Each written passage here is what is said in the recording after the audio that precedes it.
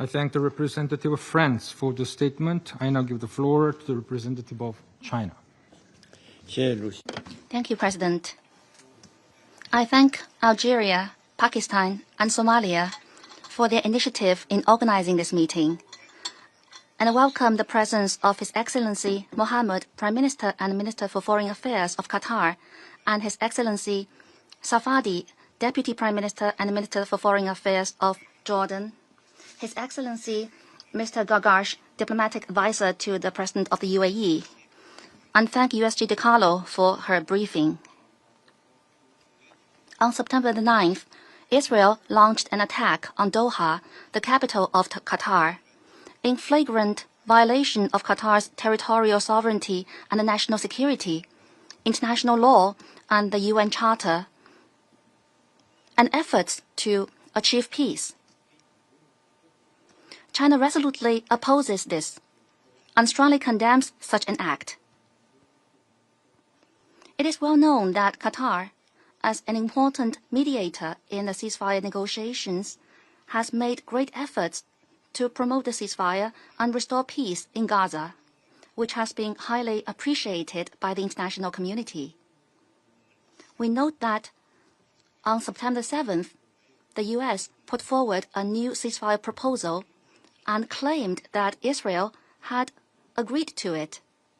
However, just 2 days later, a Hamas delegation which was discussing the ceasefire proposal was attacked by Israel. Such an act of bad faith, irresponsibility, and the deliberate sabotage of the negotiations is indeed despicable. China is deeply concerned that the attack could lead to further escalation of tensions in the region. We must point out that this incident is closely related to the long-standing differing positions of some non-regional countries regarding the Middle East issue. We would like to advise these major countries, in the interest of regional peace and stability, to take a fair and responsible stance to play a constructive role along with the international community in promoting a ceasefire and cessation of hostilities and in easing tensions in the region. I would like to reiterate that military means and the indiscriminate use of force are not the way out of this problem, and that an immediate ceasefire is the right way to save lives and bring the hostages home. China strongly calls on all parties concerned, in particular Israel, to work harder to ease the fighting and resume negotiations, rather than the opposite. Israel must immediately cease all military operations in Gaza, fulfill its obligations under international humanitarian law as an occupying power, fully restore humanitarian access and support the relief operations of the UN and other humanitarian agencies. President, the Gaza conflict has been going on for almost 2 years, resulting in a humanitarian catastrophe that is appalling and unprecedented in nature.